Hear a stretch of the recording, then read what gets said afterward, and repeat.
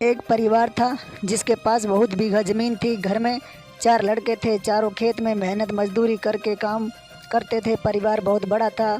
जितना वे मेहनत करते उतना उन्हें मिलता ना था, क्योंकि खेत में पानी की कमी थी और मौसम की मार पड़ती ही जा रही थी, जिसके कारण खाने तक के लाले थे।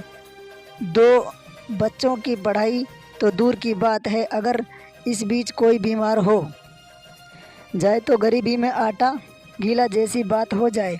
परिवार बहुत बड़ा था, जिस कारण आपसी लड़ाइयाँ भी बढ़ती जा रही थी। वैचारिक मतभेद थे। सभी अपने खेत के लिए कुछ अलग करके कमाना चाहते थे, जिसे देखकर परिवार के मुखिया ने खेत को 4 बराबर हिस्सों में बांट दिया और सभी भाइयों को अपने अपने परिवार की जिम्मेदारी सौंप दी थी, ताकि जिसे जो मेहनत बेहतर लगे वो करे। अकाल की स्थिति थी, ऐसे में चारों परिवार दुखी थे। तभी एक उद्योगपति गांव में आया। उसने इन चारों भाइयों को सामने एक प्रस्ताव रखा, जिसमें उसने इनकी ज़मीन मांगी और बदले में ज़मीन की कीमत के साथ परिवार के जो भी सदस्य काम करना चाहते हैं उन्हें नौकरी का वादा किया।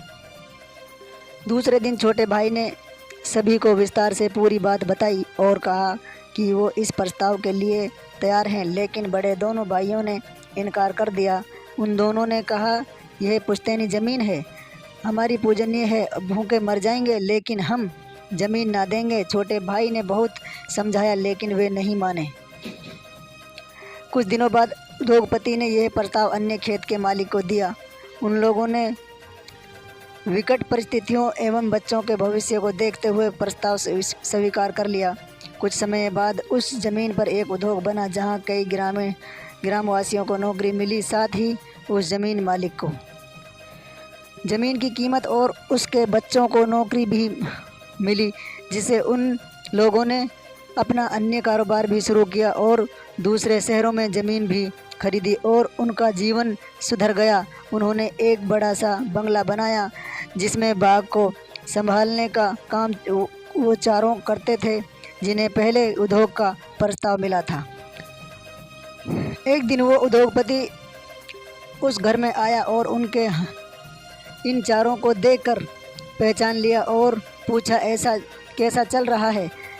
तब सिर झुकाकर कहा, साहूकार का कर्ज बढ़ गया था, ज़मीन हाथ से चली गई, अब मजदूर और बाग का काम करते हैं। उद्योगपति ने कहा, अगर आप मान लेते तो यह दशा ना होती। उस पर छोटे भाई ने करुण स्वर में कहा, अब पछताए हो तो क्या? तब चिड़िया